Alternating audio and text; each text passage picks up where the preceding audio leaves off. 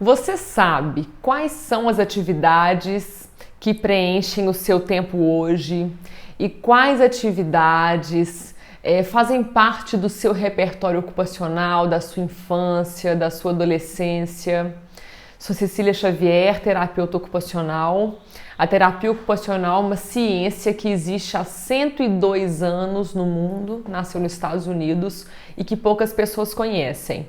O que a gente faz? A gente conecta pessoas a atividades significativas, entendendo que nenhum ser humano vive parado com qualidade. É impossível uma pessoa passar o dia no sofá, de frente para a TV, e isso ser suficiente para nutrir essa pessoa de todos os elementos que ela precisa para se manter bem.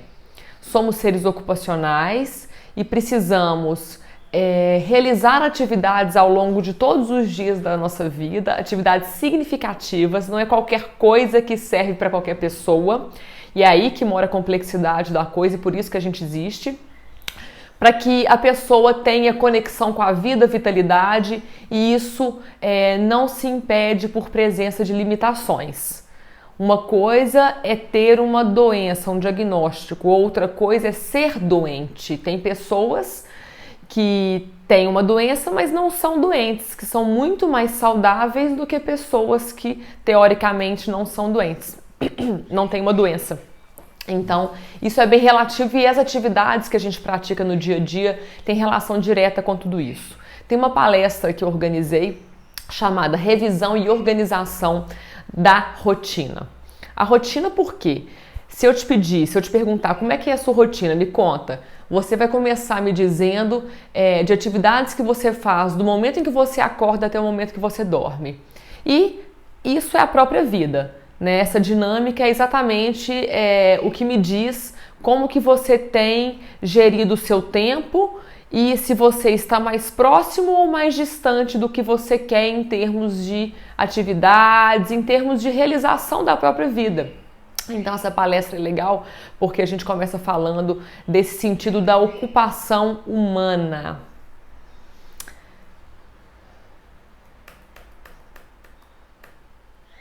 Tô vendo aqui. As ocupações, elas variam de acordo com a fase da vida. É claro, as crianças têm as brincadeiras. Antes das crianças, os bebês. Quais são as atividades da rotina de um bebê? O sono, a alimentação, o brincar. E aí isso vai mudando de cenário a partir do desenvolvimento, quando ela se torna uma criança, quando esse bebê se torna uma criança, entram as brincadeiras, entra a socialização, na adolescência entram as festas, tem a escola que talvez, que provavelmente já tinha entrado na infância, enfim. Esse arranjo ocupacional, ele varia de acordo com a fase da vida. Acontece que pessoas que ultrapassam a linha dos 60 anos, por questões culturais e de uma mentalidade, costumam pensar que agora a vida vai começar a se retrair. E elas começam a ser retiradas, mas também a se retirar das atividades possíveis de serem realizadas. E isso sim vai gerando adoecimentos, isolamento e até a morte. Não é isso que a gente quer. Para que haja vitalidade, para que haja vida real, para além de um corpo, de um coração que bate, de um pulmão que respira, a gente precisa estar realizando atividades que têm sentido pra gente. Então, existe uma tendência de que com o passar do tempo, as pessoas comecem a ter uma atrofia vital, eu uso esse termo. Por quê? A aposentadoria já provoca um corte gigantesco que para milhares de pessoas costuma ser abrupto, de um dia para o outro. Você dorme funcionário, você dorme policial, enfermeira, cuidadora, técnico de informática, enfim, você dorme profissional e acorda aposentado. Você perde o crachá da empresa, que não é simplesmente um pedacinho de plástico pregado no peito. É uma parte da sua identidade que você tem que abandonar e que de uma hora para outra você não pode nem mais entrar no lugar onde você passou 30, 40 anos da sua vida doando sua energia e seu tempo mais precioso. Então, a aposentadoria é um dos grandes cortes como ocupação central, que é o trabalho, que provoca essa atrofia vital que eu estou dizendo. Em função disso, você começa a não conviver mais com tantas pessoas como convivia antes. Isso vai gerando um desânimo que provoca recusa de outras possibilidades de atividades que você poderia realizar, e você começa a recusar isso. Também começa a receber menos convites para sair, para aniversários, festas, comemorações. E você precisa ser cada vez mais, com o passar do tempo na vida, o gestor da própria vida. Isso, na verdade, em termos de mercado, está cada vez mais forte, independentemente da idade que você tem. Mas após os 60 isso vai ficando mais marcante. Ser o próprio gestor não é uma coisa simples de se fazer. A gente não aprendeu a fazer isso enquanto criança ou enquanto jovens. Não é um conteúdo disponibilizado em lugar nenhum. Eu acho que essa conversa está começando a acontecer e, infelizmente, eu acho que pela própria condição de finitude da velhice, das limitações que a velhice traz e dos valores que a nossa sociedade brasileira tem sobre a velhice, façam que as pessoas não queiram olhar para isso. Pessoas já desse público que eu chamo de prioritário, né, que é o público 55 anos, para mim já é um público prioritário dali para frente, mas os jovens também, né, que têm o tempo a seu favor, não querem olhar para isso porque não se veem velhos, porque acham que o futuro nunca vai chegar.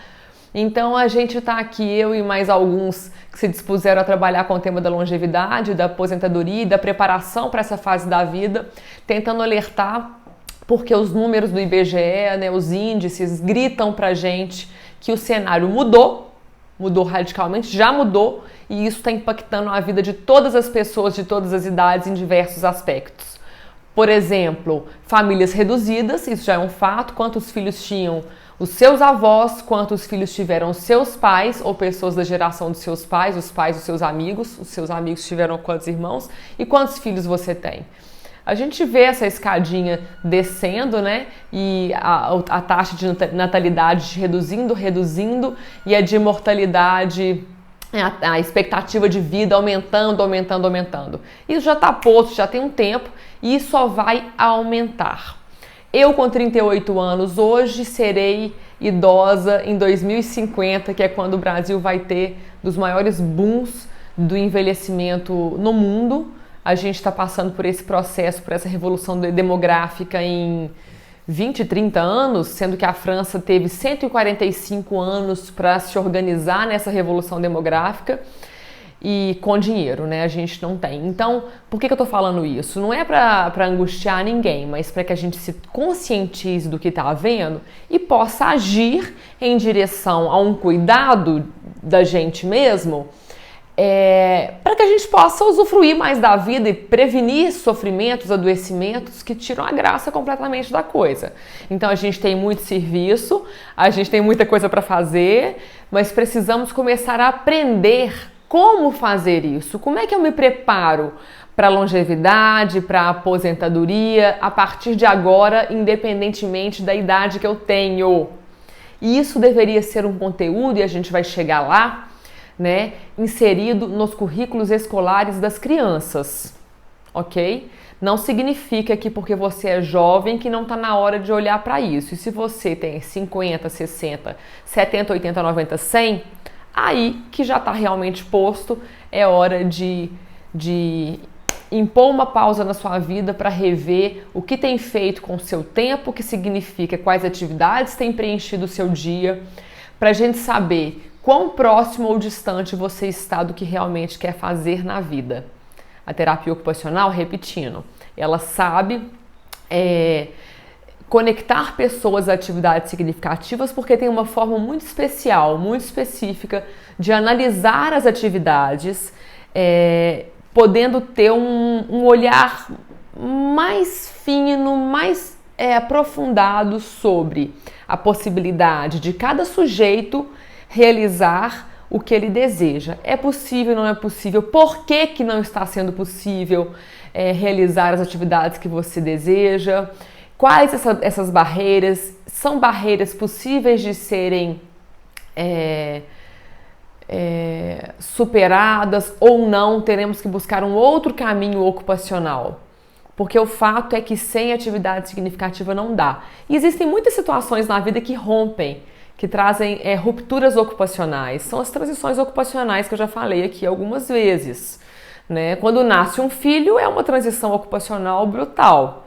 Você deixa de fazer muitas coisas que você fazia antes e passa a fazer outras que você nunca tinha feito. Quando você se muda de país ou de cidade, de emprego, a aposentadoria é uma das maiores transições da vida que quase ninguém ouviu falar disso. Então a pessoa às vezes passa a vida fazendo um xizinho, menos um dia de trabalho, menos um dia de trabalho, projetando a felicidade para o futuro no momento em que o trabalho não mais existirá e quando ela perde o trabalho, e para muita gente é um caminho sem volta, ela tem das piores sensações da vida, porque o trabalho ele é uma peça-chave numa cultura capitalista, consumista, e ele é sim um estruturador da nossa rotina, do nosso cotidiano.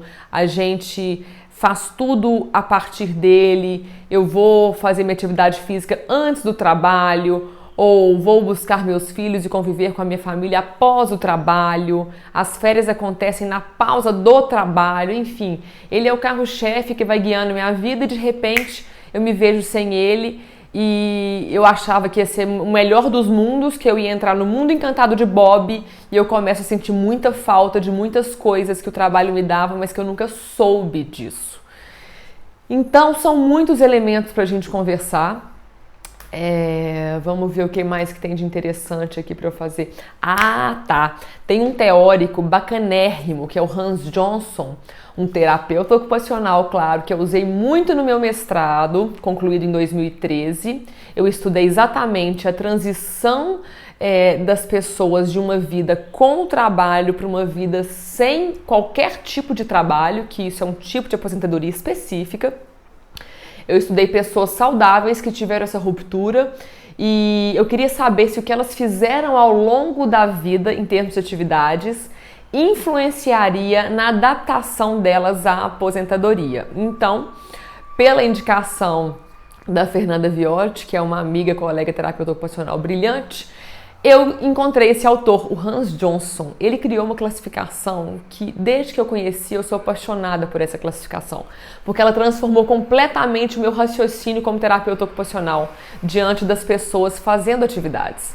Ele criou, ele classificou tudo que a gente faz em 7 atividades, mas, para não me estender muito, eu vou falar de apenas 2 delas, que são as mais importantes, as que ele diz que são as que geram mais bem-estar na vida de uma pessoa. São as atividades sociais, que envolvem o contato com gente, e as atividades engajadas, tá? Então, a gente precisa parar por um tempo um pouco maior para poder conversar sobre como você tem cuidado dos seus vínculos, qual a qualidade da sua rede de suporte hoje, porque assim, eu não paro de ouvir falar de estudos, discussões, pesquisas de altíssima qualidade que estudam a importância da convivência com pessoas e o nível de adoecimento e até de morte com as pessoas que entram em isolamento, e isso com as pessoas acima de 60 acontece com muito mais intensidade do que a gente pensa, né? Homens, inclusive, mais ainda, porque eles são criados para não expressarem as emoções, para não procurarem ajuda, para serem sempre fortes, ainda provedores, ainda mais os homens mais maduros hoje, né? Receberam essa criação com mais força. Enfim, vivemos sim numa sociedade machista em que as mulheres perdem muito e precisamos continuar lutando pelo nosso espaço. Estamos fazendo isso e conquistando, mas os homens também têm um prejuízo que não é dito, que talvez seja menos dito do que o prejuízo da mulher numa sociedade machista, que é enorme, que é isso que faz com que a velhice seja feminina. E as mulheres realmente vivem mais porque falam mais, expressam mais, convivem mais com outras mulheres, e isso é vital pra gente. e procuram mais ajuda. Os homens vivem uma solidão com a própria vida, com as próprias dores, que acaba fazendo com que eles morram antes. Então, voltando às duas atividades do Hans Johnson, que é esse teórico, ele fala da ocupação engajada, que é essa atividade que faz o seu olho brilhar. Quando eu estou entrevistando pessoas, é muito nítido quando a pessoa passa no discurso dela por uma ocupação engajada, porque o olho dela brilha, o tom de voz muda, a expressão corporal muda. É muito legal quando eu localizo uma ocupação engajada na vida de uma pessoa. E é uma atividade que a gente pega para fazer espontaneamente, com frequência, porque você ama fazer isso. Isso pode inclusive ser trabalho, mas não necessariamente é o trabalho. E o ponto é que a gente precisa descobrir coisas que a gente ama fazer para além do trabalho, mesmo que eu ame trabalhar, porque isso me traz proteção e saúde. A gente não sabe do nosso futuro. Talvez eu precise parar de trabalhar por uma série de motivos. Isso acontece com milhares de pessoas que nunca pensaram que isso pode acontecer. Então, quanto mais a gente projetar situações como essa, mais protegido a gente está. Eu acho que hoje eu falei bastante, né? Esse conteúdo ele é denso, profundo, fundamental, pouquíssimo discutido. Eu acho que se a longevidade, né, o envelhecimento já é um assunto evitado pelas pessoas, a terapia ocupacional, então, ela é muito menos ainda discutida e falada porque somos poucos profissionais no Brasil e por questões históricas da profissão. Então, eu realmente acho que é uma oportunidade a gente falar sobre isso aqui, a gente trocar ideias, deixem seus depoimentos, entrem em contato comigo. Eu amo esse tema, eu amo o que eu faço e semana que vem vou dar uma palestra aqui em BH, no Espaço Cotidiano, uma casa linda aqui no Carmo. As inscrições podem ser feitas pelo telefone 3287-0543, tem o link de inscrição que eu vou deixar aqui também para vocês, onde está mais bem explicado sobre o que eu vou falar nessa palestra. O título é Atividades 60+, o que preenche o seu tempo, o que preenche a sua rotina, que é a continuação disso que a gente começou a falar aqui agora. E na semana seguinte, no dia 20, eu vou lançar o programa de 2019, que é um programa de construção de projeto de vida para longevidade e aposentadoria com 10 módulos. São 35 horas de programa, já é um outro nível de profundidade, uma turma pequena de no máximo 10 pessoas. Vamos fazer alguns módulos em livraria, em cafés, um fechamento num restaurante lindo, maravilhoso. Enfim, é um programa que eu modulei de uma forma como eu nunca havia feito antes. Eu realmente tentei fazer um programa especial, começando sempre com um café da manhã gostoso, saudável e com palestrantes maravilhosos que eu escolhi a dedo. É um programa que eu já rodei 5 vezes, 5 turmas completas. Ele é um sucesso. Eu nunca tive, ainda bem, nenhuma avaliação negativa desse trabalho. Nenhuma.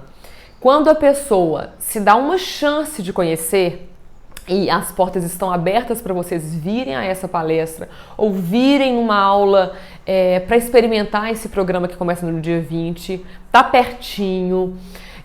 Então, não deixa de pensar assim, de fazer a sua matrícula, de clicar no link e marcar a presença na palestra e no que você desejar com relação ao programa, porque tá muito pertinho, realmente, tá?